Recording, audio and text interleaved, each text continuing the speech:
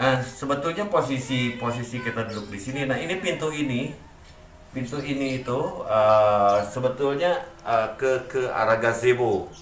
Nah, kalau misalkan Nike datang itu kan Nike tiduran tuh di posisi di tempat tidur sana tuh. Boleh ditarik kamera. Nah, di posisi Nike tiduran di sana. eh Oke, masih ini tiduran di sana. Nah, di tempat di sini kita nongkrong ini kita nih ngadep ke nih ke cerita gitu loh. Nah, ini ketiduran tuh sambil menghadap ke sini.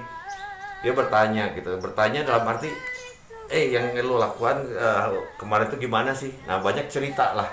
Jadi Nike banyak banyak mendengar cerita itu gitu loh. Nah, kita tahu ya untuk di dunia sekarang di perkembangan teknologi entertainment ya, untuk stasiun TV, channel, bahkan sekarang seorang pribadi pun tanpa harus mempunyai suatu stasiun TV bisa mengupload dengan bebas gitu kan. Oke. Entah itu kontennya tentang almarhum atau tentang apalah. Nah, ini saya berbicara menjurus ke almarhumnya. Secara tidak langsung seperti Kak Ari. Iya, seperti saya yang membuat konten Konten, almarhumah oke, di iya. Radila. Nah, mungkin saya ingin bertanya gitu Kang. Ini hanya sebatas pertanyaan saja. Oke. Mudah-mudahan mungkin jadi inspirasi ya buat teman-teman semua. Nah, dari stasiun TV ketika mengangkat cerita tentang almarhumah atau mengundang Kang Alan atau mungkin dari label musik terutama ya Kang Alan yang sekarang masih memakai nama almarhumah gitu kan, membawakan lagu almarhumah kan mempunyai hak cipta gitu Kang Ya. Alan. Atau dari para YouTuber seperti saya yang membuat konten itu, perhatiannya ke Kang Alan atau ke keluarga bagaimana gitu Kang Alan untuk sekarang gitu. Oke, saya jawab pertanyaan satu dulu ya. Kalau dari label itu sudah jelas ada royalti. Alhamdulillah. Alhamdulillah ya. Nah, kalau dari stasiun TV itu kalau kita diundang ke stasiun ada ongkos. Ya ada apa ya sebutnya ya bukan apa sih namanya kayak intensif ya. Iya. Kayak Tanda terima karena kasih terima lah. kasihnya ada, cuman tidak sebesar apa yang kalian bayangkan. Gitu. Jadi ya mohon maaf aja, saya bukan membongkar kejelekan, tapi di sini saya ya itu tadi bentuk rasa terima kasih kami terhadap fans. Namun saya juga dikritik juga sama beberapa teman-teman artis ya khususnya. Lu tuh jangan mau dikasih segitu, tapi lu tuh karena lu diundang terus Nike ini kan juga udah fenomenal, lu juga harus pasang harga yang tinggi. Nah, kalau misalkan saya pasang harga, misalkan saya harus 10 juta, kalau mengundang kami 10 juta, season akan mundur karena ya angka tersebut narasumbernya kan kalau kami ini tidak tidak tidak pada apa ya, jadi intinya itu bukan kami, yaitu ya Nike harusnya ya, seperti yang kalau misalkan kayak artis-artis yang sekarang mereka diundang station dengan harga 10 juta, 6 juta ke atas, 8 juta ke atas, ya wajar gitu. Itu karena beliau langsung interaksi. Kayak saya kan bukan siapa-siapa, bukan seorang entertain. Saya hanya mewakili keluarga, saya hanya mewakili dari Nike untuk menjawab atau mengisi acara yang mereka buat gitu ya. Dan saya kan nggak ada kreativitas, nggak ada talent atau bakat untuk nyanyi, untuk acting. Iya Kang Alan. Nah itu. Jadi mungkin pada intinya gini Kang Alan ya. Jadi almarhum ini kan seorang legend. Ini adalah aset gitu kan, aset berharga untuk sejarah permusikan yang ada di tanah air gitu Kang Alan. Jadi mungkin harapan saya, karena ini kan menyangkut namanya sang legend gitu. Kalau teman-teman membuat suatu konten atau mungkin teman-teman youtuber yang lain gitu kan, yang sudah ada adsense-nya, kita tahu lah gitu Kang Alan, ada penghasilan adsense-nya ya gitu Kang Alan. Kita tidak seuzon atau apa, ya minimal mungkin kalau sudah ada penghasilannya kan kita nggak tahu besar kecilnya seorang YouTuber itu berapa, kan beda-beda tiap channel.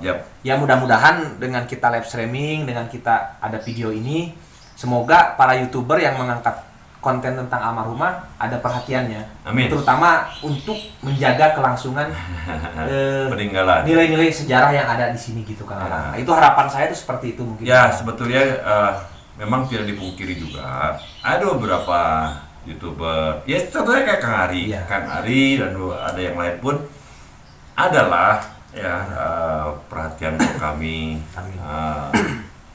Ada beberapa juga yang mereka hanya just say hello aja gitu, hanya sebatas ya oke, Kang Alan makasih atas informasinya.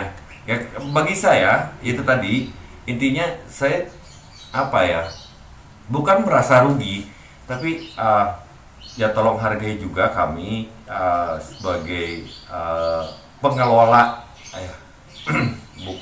bukan memperjualbelikan wacana atau memperjualbelikan nama besar almarhumah, karena ya itu tadi bahwa sosok almarhumah sendiri juga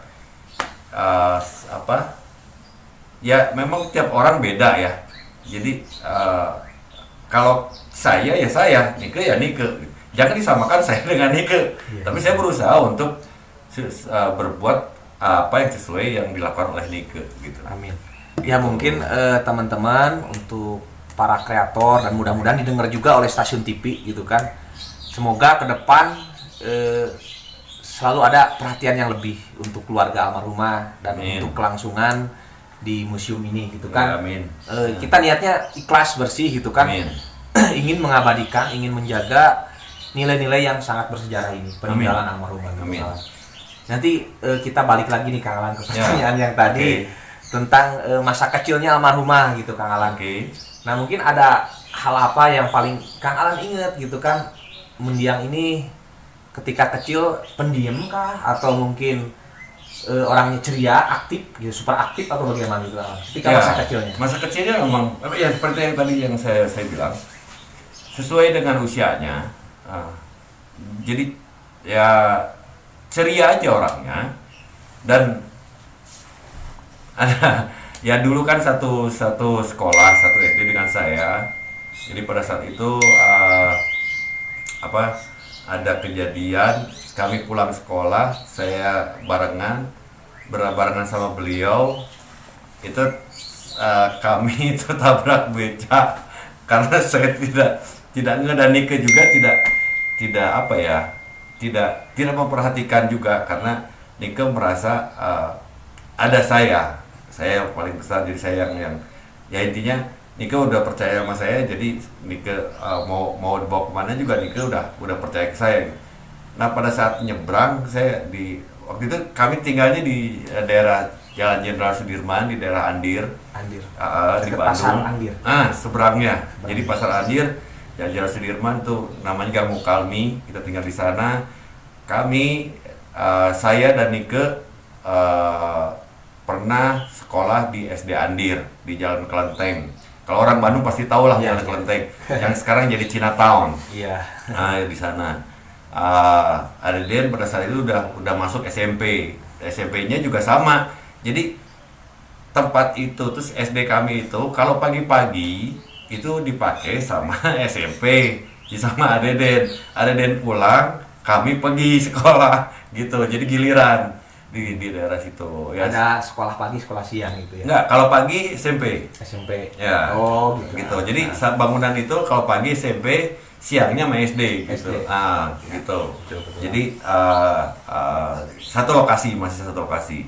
Kalau ini Kang Alan, maaf saya potong, teknik ketika kecil apakah sering usil ke Kang Alan atau ngajak bercanda, ngajak bermain? Karena Kang Alan kakak yang dekat gitu kan, kalau Kang Deden kan nomor 1, Kang Alan nomor 2, pasti cenderung yang bungsu itu kalau dengan yang agak dekat, yang dengan Kang Alan dekat kan jaraknya gitu. Apakah sering usil atau bercanda dengan Kang Alan, ngajak bermain gitu? Nggak berani dia. Nggak berani ya.